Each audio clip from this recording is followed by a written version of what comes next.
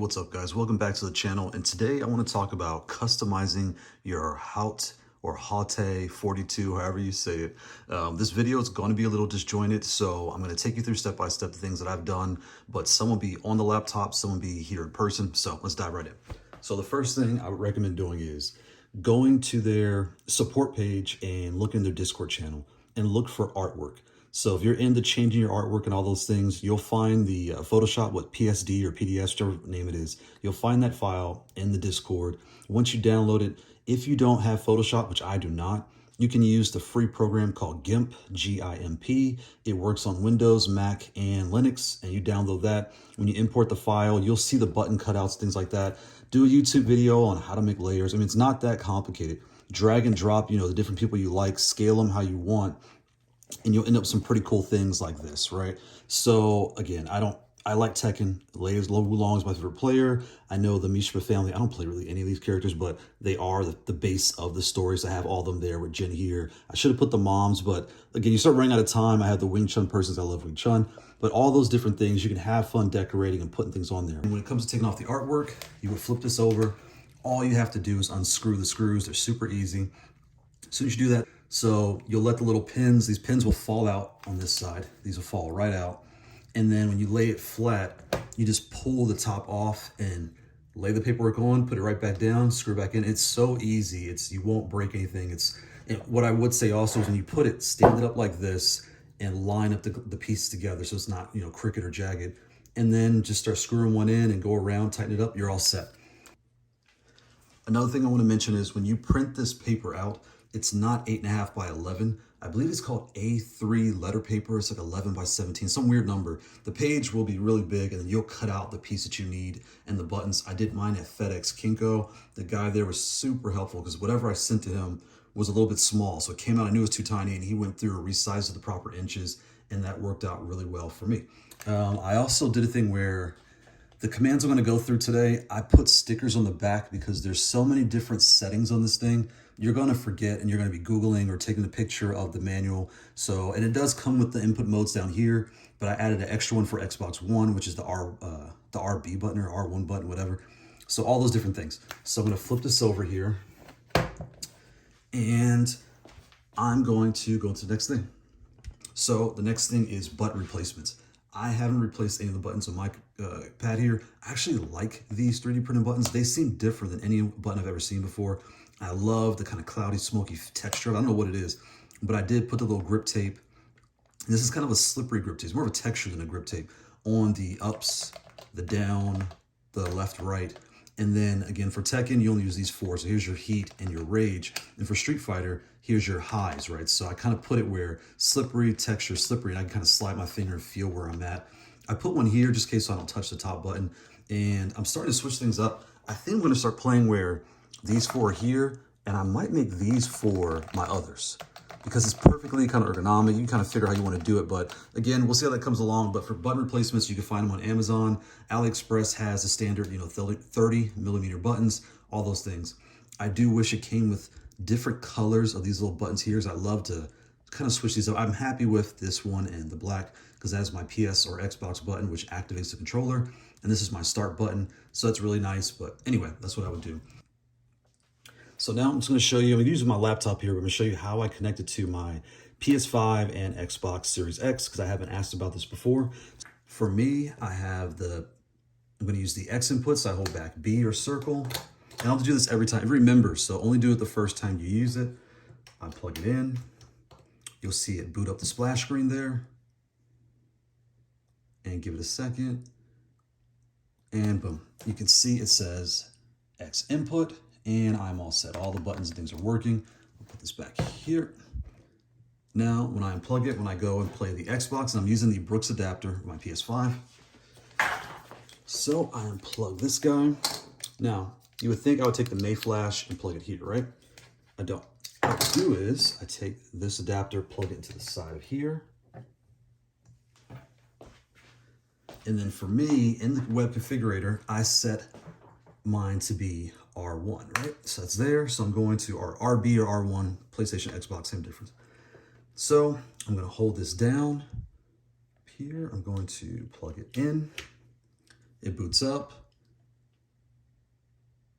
can see the Mayflash doing its thing over there. And I also did have to set this. So I will say what you want to do is plug this into the cable, plug it into your Xbox, go through the different settings and make sure the Xbox recognizes the controller. Once it's done, he will remember and this will remember.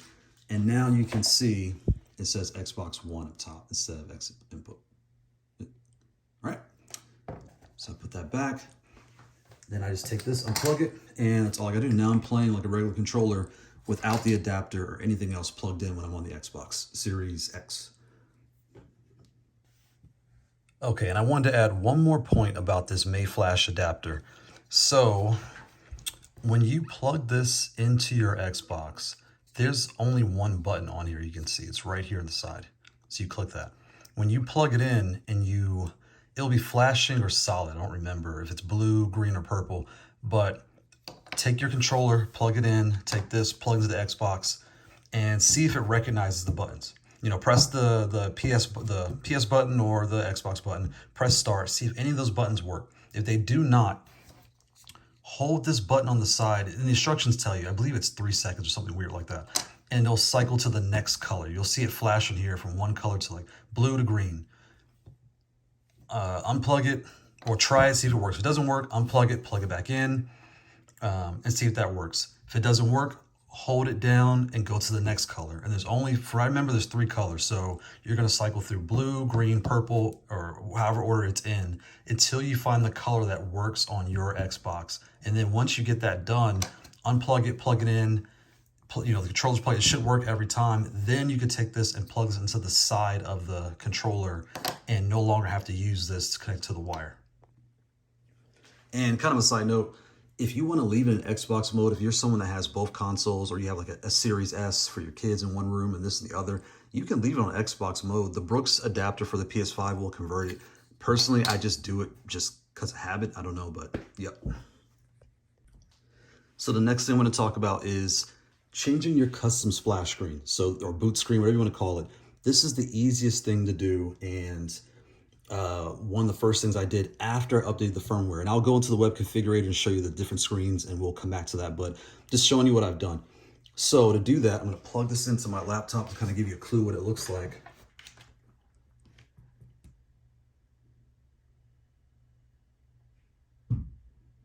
So you can see, you know, my gaming name is the Arsenal. So I went ahead and put that on there, and I thought that was pretty cool. And just kind of add whatever you want. So again, I'll try to go to the configurator and try to add that to here. And if I don't do it, I'll add a link in the description. But at the end of the day, there's an image on the web configurator. It has the perfect size. You want to save that file as a backup and then save a second version of that file. You can just put that file in GIMP, put a plain black layer, and then add an extra layer that's just white text and put any shapes, any words or whatever, and we'll look at it on the web configurator, and then you can upload that, and then when you click the button, boom, it's right there on your screen as soon as you boot up every time. Okay, so the next thing I want to show you is customizing the colors. Like these buttons, they look kind of generic on camera, but when you're actually playing, they are different colors. So I'm going to plug this in to power it up. See my custom screen there. It's going to come up. It should be an X input, which doesn't really matter, but it's there. And I'm going to turn off this light.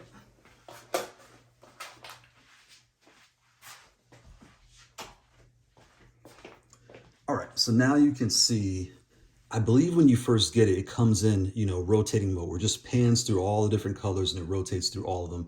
What you can do is you hold down start and back at the same time. So start plus back, and then press, this is, I believe it's X. It's a button below the 16, so press X. This changes the mode. So the next one is rotating like electricity across the board. And I believe it changes colors as well through here, through electric. The next, this is, I guess, Street Fighter mode or just hitbox mode. You know, it gives you directionals, your 2, 2, 2, 2. It kind of does all that. The next, and this is important, this is your custom color mode. And here's where I got confused and you might get confused. When we go into the web configurator, you'll start changing colors. You're like, why is nothing happening? You have to be in this mode to see your custom colors. And the customs you can make is the color when it's standing still and when you push the button. And you can change that setting for, and these two are the same, but you could change the setting for every button to be you know, I'm colorblind. It's green to me, sitting still, and then red when I push it. Red sitting still, blue when I push it, blue sitting still, and red when I touch it. And here, these are just the extras that I don't really use in Tekken. So if I tap them by accident, I get like a green light. We're gonna go through the last one. So I'm gonna hold back and start, click X. And here you get your full solid. So I'm gonna go through again. So this is 1, 2 is rotating, 3 is electric, 4 is, you know, hitbox or Street Fighter, whatever. 5 or whatever number this is your custom color. And now here's another thing. If you press the button below it, it goes backwards.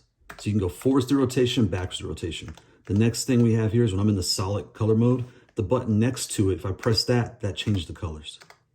I'm sorry, the brightness though, that changes the brightness. So I like mine pretty dark, but you can go, let's see how many levels there are. There are 1, 2, 3, 4, 5. 5 levels. 1, 2, 3, 4, 5. Yeah, 5 levels. So I keep it on 1. The next thing is here. You can, on the single color mode, if I press this button, you can change which color is your single color. I like it on red personally. So keep it there. And I believe that's all the different things you need. So hold back and start. These two are backwards and forwards, brightness up and down, and then in different modes, this button here will change up and down the different settings. So that's that. And so here it doesn't do anything. Here it doesn't do anything. Here, oh, this changes also. So when you press it here, it does change. I think I had it like that. Boom. And then when you go through, this is just, you know, whatever you set it to. Boom. And the last thing here, let me check my notes. So again, things I put in the bottom, I have change color, you know, hold back plus start, and the different buttons do basically what have you. The input modes, I'll talk about that a little bit. The SLCD modes, again, you hold home and start instead of home and back. Home and start, and there's different buttons, the up, down, left for up priority, neutral. It's all in their basic documentation that comes with the device. But I went ahead and taped it on the bottom, these things that I definitely change. And the last is to hold start to get into the web configurator and all those different things. So yeah, let's dive into the web configurator and see how we do it all.